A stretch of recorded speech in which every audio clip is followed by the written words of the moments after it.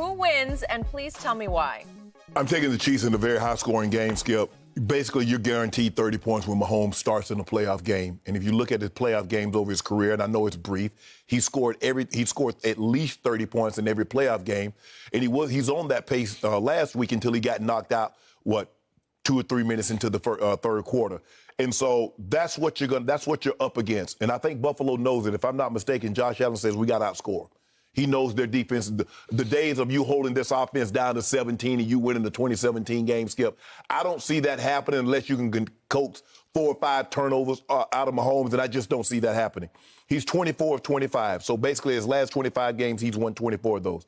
Tyreek, Travis Kelce, 100% healthy. And if we go back and look at this game the first time they played, Skip, the Chiefs had a season high in rush yards, 245 yards, because they kept the safeties deep, because they didn't want to give the big plays up over your head. Yep. Now, we know the Bills struggle at stopping the run. So you're going to have to give up something. What are we willing to give up, Skip? Are you going to let them run the football? Because they can possess the football. Andy Reid doesn't have a problem, and EB doesn't have a problem calling runs. If you're going to keep those play cover to that shell safety, they just run you out of it. So this is why I'm taking them. I know Josh Allen is spectacular. The defenses leaves a lot to be desired on both sides of the ball. I don't think either defense is great, but they're opportunistic. You make a mistake, they generally make you pay for it. Lamar made one mistake last week, and the guy hit his head on the goalpost on a 101-yard INT return. You make a mistake, Honey Badger will normally make you play. So, Skip, with me, I'm looking at it like Buffalo. They haven't even tried to run the ball in the playoffs, Skip. They just like, forget it. They're dropping back 73% of the time. Devin Singletary's out. I think Singletary's out, or maybe it's Zach Moss is out. Gone. But they don't try to run the ball, Skip. And the one thing that you need to do against KC is that you need to run the football. You need to possess the football. And you look at teams that's kind of giving them trouble, although they haven't beaten them, they're snapping the ball around 5 seconds or less. I don't know if Buffalo's going to do that because Buffalo wants to be up-tempo. So I'm going to take a very high-scoring game. I'm going to say Chiefs win the game 35-31. 35-31, so Chiefs will, by your score, cover barely. Yeah. Okay, I'm going to remind you that when we made our preseason predictions, I picked your former team, the Baltimore Ravens, to win it all. Their season obviously ended at Buffalo last weekend. Correct.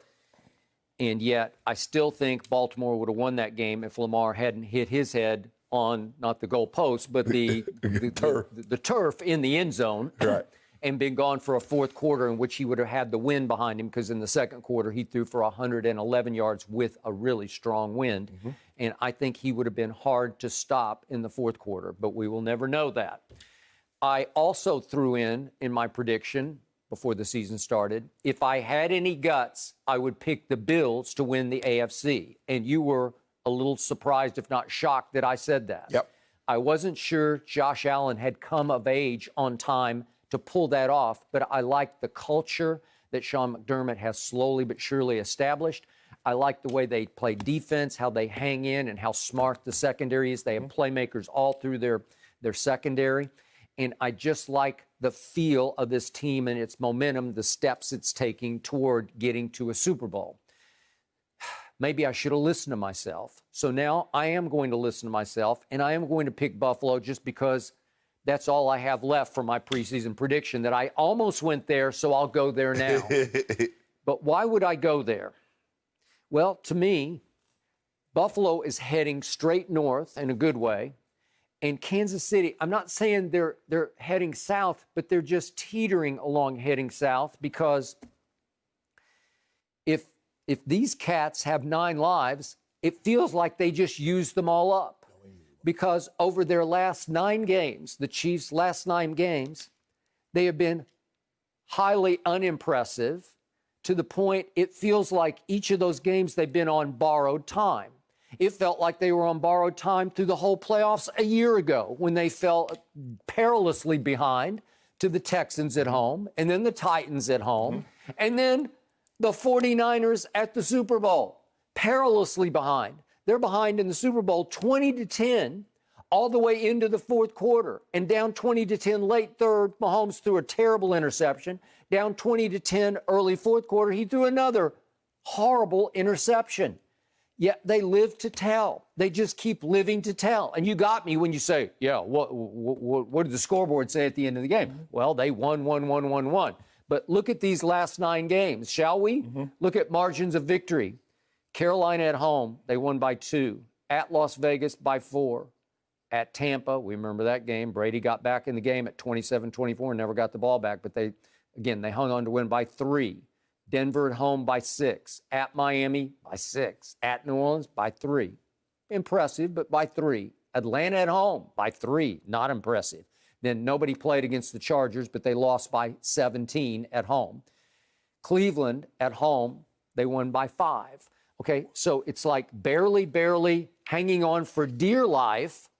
And at some point, you're going to run out of your 9 lives. So that's 9 games in which their overall margin of victory is plus 15. They were plus 15 points over 9 games. Think about that. Think about this, Skip. How impressive is that? It's very impressive because when you look at the Bucs, did the Bucs ever have the ball with a chance to take the lead in that ball game in which they lost by a couple of points? Did the Bucs ever have the ball with a chance to take the lead? No, they did not. Well, obviously, Brady drove him for another long touchdown to go 27-24 with 4:10 left. So he never had a chance. So he never had the ball. Killed the clock with 4 minutes and 10 seconds. Okay, the Dolphins. Did the Dolphins ever have a chance once Mahomes and the Chiefs got the lead? Did they ever have the ball with a chance to take the lead? Okay. No, they did not. All right. Okay, what about the Saints? You were describing borrowed time. Skip. Time. But you see what's happening here. One little mistake and you lose. One little mistake. But Skip, you make it seem like the game was nip and tuck. How many points were they ahead? At one point, they were 17-0.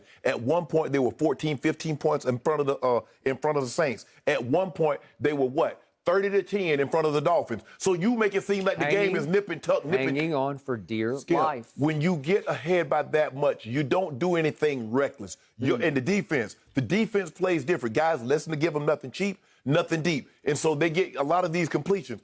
I'm trying to figure out, if it was so close, how did you get down 30-10 if you're the Miami Dolphins? If you're so good, how did the Bucs and that defense get down 17-0? How did the Saints get down by 14 if they're so good? If Mahomes is so bad, if the team is so bad, how are they getting up by double digits in 2 and 3 scores on these great teams? If you're a juggernaut, if you're a tour de force, you blow people out. That's 9 straight games in which they've blown out nobody. They've hung on for dear life. Guess what? I know a team that went 18-0, and they were blowing everybody out. And the moment they got into a close ball game, they got their head bust. You know why? Because they had never been under that type of pressure. The moment of the magnitude of that, you saw what happened in the Super Bowl because they had never been there before like that. So there was method to the madness. They said, let's let them back in the game so we can fire test ourselves in a close game. No, Skip. Let's see if we can figure out how to hang on. No, Skip. If your team, all you're hoping to do when you play a team like Mahomes or you played a team like the 2007 Patriots, you said, let's get to the fourth quarter. Don't let them run and hide and let them be up by 21. Don't let them be up by 17 going into the fourth quarter. Let's make it a nip-tuck ball game. Well, my homeboy says that you make it close you want to. If I get this ball, ask the Vegas Raiders. They had the lead. My homeboy said, I got this. He went and got it. The Saints, y'all had to do an onside kick. We don't do it. We don't do no onside kick because it don't come down to that. We don't come down to no onside kicks. As great as they are, one little mistake, one little error, and you lose. You Skip. That's what anybody. This is lose and go home. Skip. That's what the beauty of football is. Yep. That's the beauty of sports because it's not 2 out of 3, 3 out of 5, 4 out of 7. All right. So now let's look at the visiting team, shall we?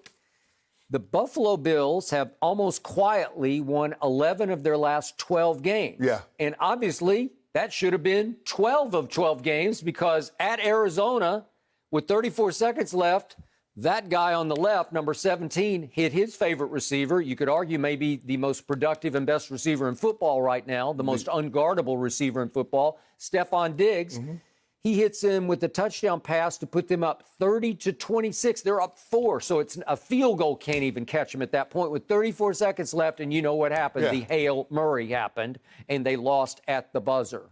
43-yard touchdown First pass. of all, y'all got Kyler Murray. Okay. We got Mahomes, the best quarterback in football. Okay. Y'all got DeAndre. Okay. We got Tyreek and Travis. Okay, but over the last 12 games, 11 out of 12, should have been 12, the Bills are a plus 155 in points, while you're over your last 9, you're a plus 15.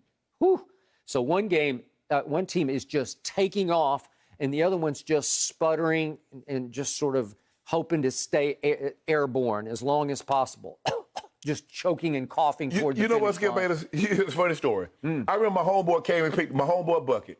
He used to come pick me up when I fly in the time from Savannah. He came and picked me up. Yep. Now, he had a car, Skip. He had a yellow Blazer. Yeah, think about that. A yellow Blazer. Had to stick in the floor. So he come out. I come outside and say, oh, okay, where the car at? He's like, man, that's it right there. So I'm about to get in. I'm about to open the door. I said, man, I can't believe you. He's like, hold on, wait a minute, Sharpe. I say, go around to your side and get in. He say, my side of the door won't open. I say, you come pick me up in this bucket? He said, it's going to get you the way you need to be. Okay, they sputtered along. Win.